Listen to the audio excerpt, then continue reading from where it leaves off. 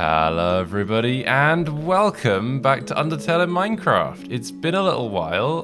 This is the series where, in case you hadn't guessed it, we're building Undertale in Minecraft. And some might say we're doing it on a giant scale. So far we've covered pretty much every major area of the game and made it a bit bonkers in some way or other. And I'm just sitting here doing my intro and I'm realizing just how garbage we are. Because look at this room, right? What is this? What is this? I think the problem here is that we've improved our building skill throughout the time we've done this, and we just haven't come back and updated some of the old rooms. Like these are the old rooms, and I feel like they could use a bit of a spruce up. You know, the floor design we can definitely revamp. Some of the lakes here. Well, what's going on? There's nothing going on here. So I think we can definitely improve some of the early rooms. That is if we don't get distracted with other projects. But yeah, we're gonna be building a bit of Undertale in Minecraft, and we're gonna start over in Waterfall because that is where one of the most gorgeous builds has just happened. So let's head over there, shall we? Alright, so we're over here in Waterfall and it's looking absolutely amazing as always. Also, can I just say I can enable shaders now. It's great. Because normally when I enable shaders my computer melts, but somehow I'm on potato settings for this particular shader pack. But look at this place. It's amazing. You got all the lights and the glowy things. It's very, very nice. But anyway, this place absolutely amazing. I love it quite a lot. But it has some problems, and that is, if I head over to the entrance here, Waterfall has quite a lot of what I call lush colors, like the lush green, like grass that you hide in with Monster Kid, and then Monster Kid gets his face decked in, and the only real Minecraft equivalent of that is this tall grass. And this just doesn't work. These clash pretty heavily. The aquamarine colors with the lush green, it just doesn't work. So the solution is to instead make an entirely new palette. We made a little bit of a palette test in the middle of our extensive testing area, and yeah, we've got all kinds of crazy things. So first of all, we've gone for a deep slate base as opposed to the coal or a blackstone one. We've got kind of the mangrove leaves, we've got some shrooms.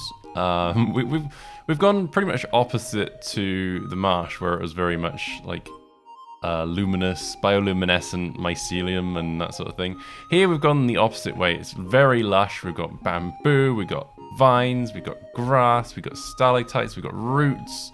We've got everything. It's a very, very lush, vibrant design. Perhaps a little bit more vibrant than Waterfall is in game, but you know what?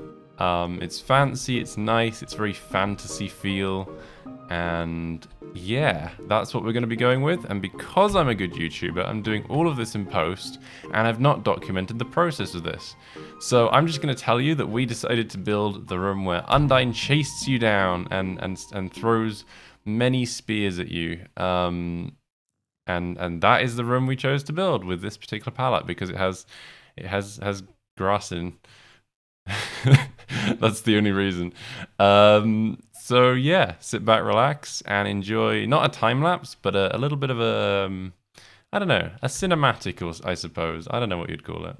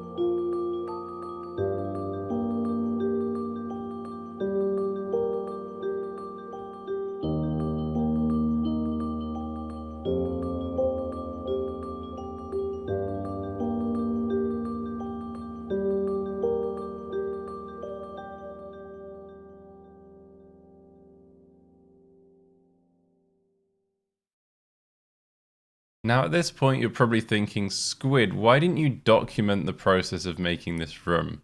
I mean, it's absolutely massive. There's so many funky details. You could have farmed so much content out of this. I could have gone through, I could have time-lapsed, I could have done progress updates, I could have explained the logic of every little decision using my immaculate brain power and knowledge and good looks and all of that. And that is all true, but I have one pretty big problem in that I have recently been demonetized. And effectively, I've just been scrounging around in dumpsters for food instead of making good videos. That's my explanation, and I'm sticking with it. What are you lot doing? I was gonna I could show. ask you the same thing, Mr. I'm recording Waterfall. I might be recording Waterfall. How is it? How is Waterfall? Waterfall is very wet, damp, and most of the viewers like the marsh better. That's just objectively true. But other than that, lots of shrooms. I think that makes up for it. Bridge, pretty cringe in my opinion. Almost like your face. And